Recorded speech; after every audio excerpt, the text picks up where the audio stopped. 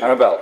Thank you very much, Mr Deputy Speaker. It's a pleasure to follow the Honourable Lady for Blaydon, whose constituents experience many of the same problems mine have, albeit a few years before, and also to speak following the two excellent contributions from my right honourable friends, the members for North Durham and Halter Place and Howden. Very pleased to go with them to the National Crime Agency last year and try and get these issues taken more seriously. I pay tribute to all three members who've spoken today have done over the years before I was a member of this place in trying to get this issue taken more seriously, because it is a really serious issue. It's not just the cost to the public purse, which has been spoken about many times already, but it's the cost to our constituents and the cost to their lives, their health, their physical health and their mental health. And that's what people in Newcastle-under-Lyme have been suffering, as I've brought repeatedly to the House's attention over many years. And the failure of these investigations, the failure of the ill-named nosedive, only emboldens the people in this space.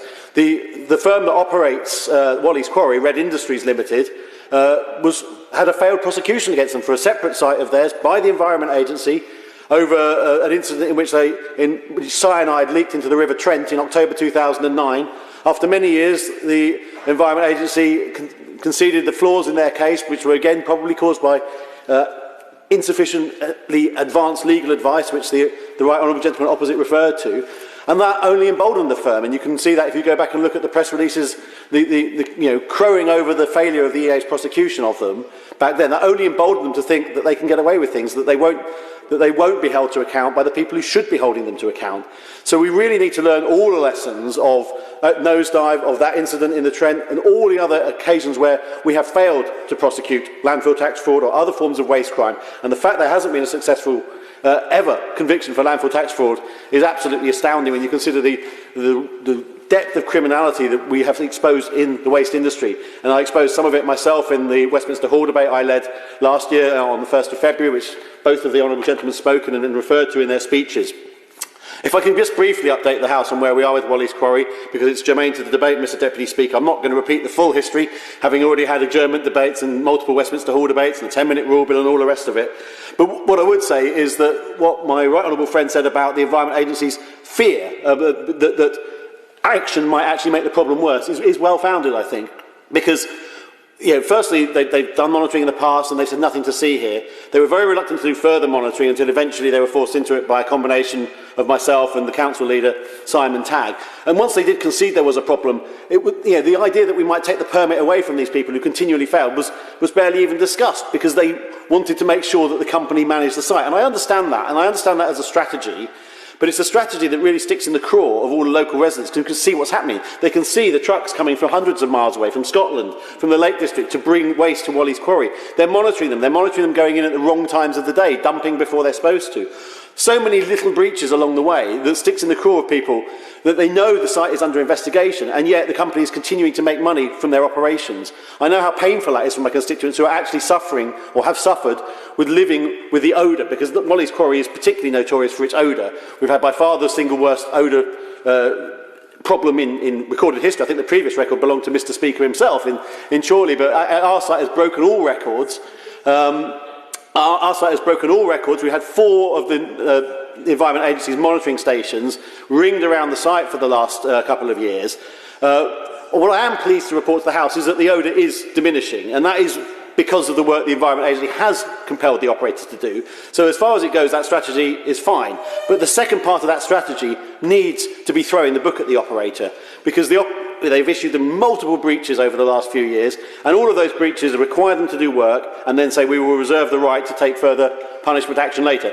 And we are waiting for that punishment action to happen. In fact, we've got 2 investigations going on in Newcastle-under-Lyme and to Wally's Quarry. There's a criminal investigation which was announced in December 21. I understand that's ongoing. I understand that will take a long time. It's very complex. There are lots of counterparties involved. It's all about misdescription of waste, which is a much wider problem and a much wider investigation for the EA as well. But there's also the regulatory investigation, which they announced in September. I raised with the Secretary of State at DEFRA questions shortly before Christmas. We need to get some results on that more quickly than that, because this is regulation. This is what the EA's bread and butter should be. They need to start holding them to account for the failures. But I would say the odour problem has been getting better. We're capturing nearly over twice as much gas as we were. We've got those figures there. The EA have mandated capping in additional wells. It's not to say it never smells. It did smell a bit in December, particularly when the temperature fell below 0. Those are the conditions where the odour gets a lot worse. I'd also like to put on record my congratulations to Newcastle-under-Lyme Borough Council under the leadership of Councillor Tagg and the Chief Executive Martin Hamilton, who took the very bold step, almost unprecedented for a local authority, of pursuing an abatement notice against the operator. It's very difficult to do that because if you wish to prosecute that abatement notice, you'll need the consent of the Secretary of State because it's a regulated site and they have the permit with the EA. But the impact on our residents in Newcastle was so severe, they felt they had to do that, and they were able to actually bring that to successful conclusion with the operator, who initially appealed but ultimately accepted it after some consultation and discussion. And that is actually the first proper concession, I think, that Walleys Quarry Limited and Red Industries, their parent company, have made that their site has been responsible for the unacceptable odour. So we do need to get those investigations pursued with all deliberate speed. I'm grateful to the EA for giving me a briefing on Monday on them, but I appreciate the Minister is a Treasury Minister, not a DEFRA Minister, but we do need to see all pressure potentially put on the Environment Agency to get those investigations brought to a conclusion as soon as possible, so my constituents can start to see some justice, some accountability, potentially some compensation, whether that's through government or through the class action lawsuit that I know a number of them are considering, because of the impact on people's quality of lives, on people's health conditions, exacerbating pre-existing conditions like COPD and asthma, exacerbating pre-existing mental health conditions of anxiety and depression, has been absolutely phenomenal. And I laid that all out when I had the adjournment debate, so I won't do again today. But even in the most recent month, there's been more breaches of the permit. I do apologise, yes. Thank you, Mr Deputy Speaker. I'm very grateful to the Honourable Gentleman for letting me, for giving way briefly. Does he want to say a little bit about the disruption and the concern caused by heavy vehicle movements near these sites? This is something which around the country is a huge concern, and in our area we recently had planning permission granted for an incinerator in West Berkshire, but the road access is likely to be through Reading town centre, and many of my residents are very concerned about this, and I'd be interested to learn from him how his own colleagues have helped to tackle this problem in Staffordshire. I thank the Honourable Gentleman very much for his intervention. That has actually been a very significant problem in Newcastle as well. There have been accidents on the road outside the landfill caused by lorries backing up along that road. The firms opposite have complained about access to their businesses, people getting into those businesses. There's been an arrangement made recently through a variation to the planning permission to allow vehicles on the site before the 7 a.m. opening, so they can queue at least on the site rather than on the road. Also the state of the road, the mud that some vehicles have left on that, when there's a wheel wash that vehicles are supposed to go through when they leave, it's clear it hasn't always been working. The county council's had to write on more than one occasion to the operator demanding that they clean up the local roads as well. The traffic issues and the state of the roads are absolutely significant, and I wish him well in his efforts to represent the people of Reading in the case he refers to with the incinerator. The impact is not just the odour, it's the whole operation and the way it interferes with people's quality of life in the surrounding villages. I was just saying before the intervention that there have been far too many breaches still going, even under the intense scrutiny that this operator has been under. As I say, 4 monitoring stations, regular Environment Agency visits, including unannounced visits, which I welcome, and yet they are still being found responsible for more and more breaches. I'd like to pay tribute particularly to the Stop the Stink campaigner, Dr Mick Salt, who's brought a number of these to the public's attention through freedom of information requests. The continual failure of this operator to comply with the conditions of the permit, even under this intense scrutiny, is absolutely staggering, and it surely only strengthens the case for them being stripped of the permit altogether when that moment comes, when we get the conclusion of the investigation. And I will, of course, continue to fight for my constituents, ensuring the operator and the EA are both fully held to account, and we get some appropriate action in response to the misery that this landfill has visited on the residents of Newcastle-under-Lyme, particularly the people living closest to it. Turning more specifically to today's debate about landfill tax fraud, I did raise this in the Westminster Hall debate last February, I referred to, and as I said in my intervention on my right honourable friend, this is a problem where bad firms are driving good ones out of the industry. I've spoken to legitimate operators in Stoke-on-Trent who are upset with the fact that they are trying to do an honest job and they can't compete with firms that are undercutting them on this, because fundamentally most people are going to take assurances from firms. Oh, of course we handle your waste legitimately, don't worry about that. But here's a nice price for you. And a lot of firms are going to be guided by that. That's where regulation needs to step in. That's where people need to have confidence that a regulated firm will be regulated. So therefore, they've got no incentive to go to one or the other because of an ethical consideration. They need to be able to trust that any firm in a regulated space is operating honestly and is operating ethically. As we heard from in the opening speech, landfill tax, the differential is now up to over £95 per tonne. When the charge was first introduced in 1996, there was only a £5 a tonne differential between the two rates, £2 to £7. And whilst I welcome that landfill tax has reduced the overall amount of waste going to landfill, it has obviously created this incentive. And it's also created a stronger incentive that waste that shouldn't be going into landfill at all is going into landfill. It's not merely misdescription of standard waste as inert, but there's things that shouldn't be going into landfill at all. And in that debate last February, there were examples that were evidenced by a journalist doing the research of cavity wax, arsenic, zinc, and even rat poison going into Walleys Quarry. I know those allegations have been put to the Environment Agency. They'll be part of the criminal investigation, I'm sure. I don't want to comment further on them today. But the problem here is misdescription of waste is increasingly incentivised when you're charging £100 a tonne for what you're putting in. Yes, of course. To agree with me is that what ever seems to amaze me is that when the Environment Agency understand there's a problem, and I refer to fires at waste transfer stations and landfill sites, which I did ask, I was trying to wrap my brains to think what the figure was, but this is another way of operators want to get around the regulations by getting rid of waste, by burning it. This is a common practice which the Environment Agency just seem to have turned a blind eye to. And that's not only just the effect in terms of the environment of that burning what you shouldn't be burning, but also avoiding landfill tax. My honourable friend is absolutely right, the right honourable gentleman. It's particularly in relation to illegal waste sites. You can almost rely on the fact that sooner or later there'll be a suspicious arson attack on that illegal landfill site. And actually often it's getting the fire service involved in these problems that is the quickest way to getting them resolved, because they know it's ultimately them that are going to be involved in the clean-up rather than the Environment Agency. I have a notorious illegal waste dump in my constituency as well, which I won't detain the House with too long, but at Doddles Pool Farm we've seen all of this sort of thing going on, and we've also seen all sorts of impacts on the environment there with vermin and all the rest of it. There's also fly tipping itself, which is probably forecast to have the greatest overall financial impact, though it's very difficult to get the numbers in. So when we talk about the tax gap that we have talked about, the national tax gap for HMRC overall was estimated to be about 5.1%, but in landfill tax it's 17.1% for 2020-21. It's been over 20% in the years before that. That's equivalent to £125 million, only part of the overall £1 billion estimate of the cost of waste crime. We're not even really taking into account the cost of fly tipping in that. We're talking about tax that shouldn't have been collected that hasn't been. When you're starting to deal with things that are completely illegal, they fall somewhat outside the tax gap calculations, as I understand it. The honourable member for the... yes, of course. Before he leaves the question of the perverse incentive, I mean, this, as far as I'm aware, and I served, as I say, for 5 years as Public Accounting Chairman, this, as far as I'm aware, is the clearest example of a strong incentive for good policy turning into a strong perverse incentive against that good policy off the back of enforcement. Yes. And so when the Treasury assesses how much it puts into enforcement, it ought to take that full spectrum of effect into account. Does he agree?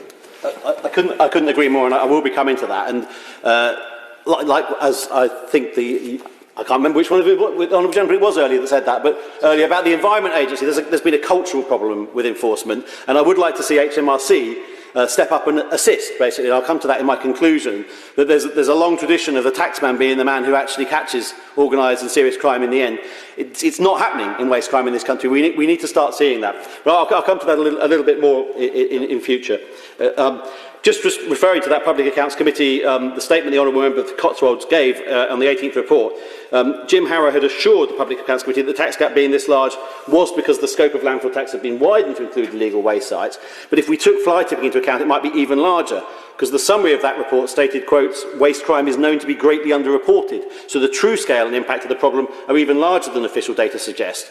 And as my right honourable friend just said, that's just the financial cost. We're not remotely taking into account the cost and the impact on people's quality of life.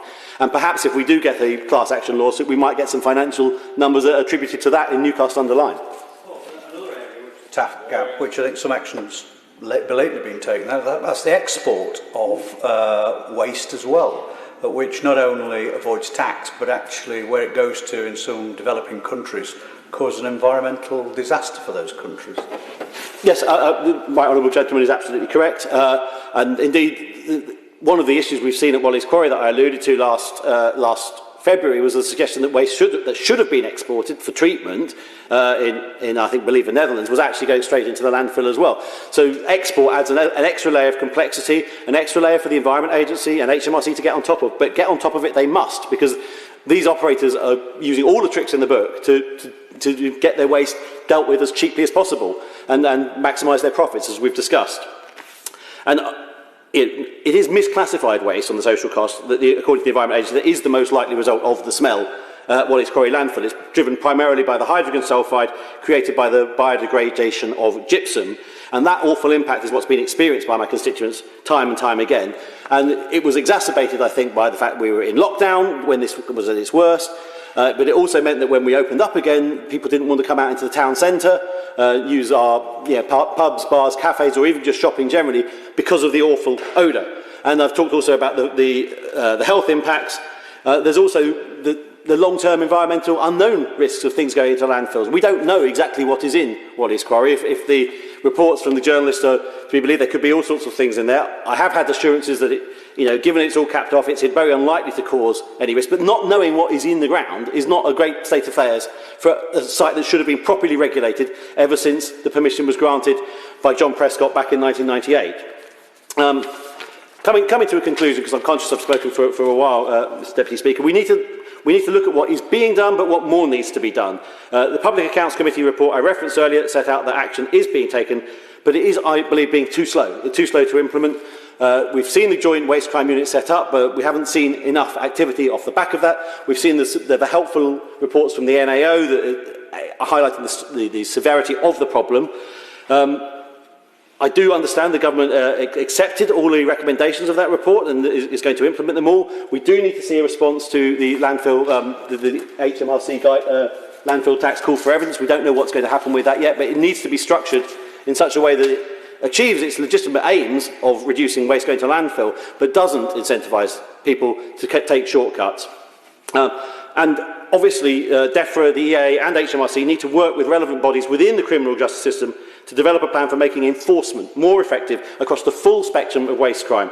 And this includes speeding the process up and, very importantly, consideration of whether the sentencing guidance needs strengthening. Because I think the inadequacy of the fines for companies, the fines for individuals is all too apparent. That you see people doing tens of thousands, hundreds of thousands of pounds worth of damage, not even allowing for the social costs, and only being hit with hundreds or thousands of pounds worth of fines.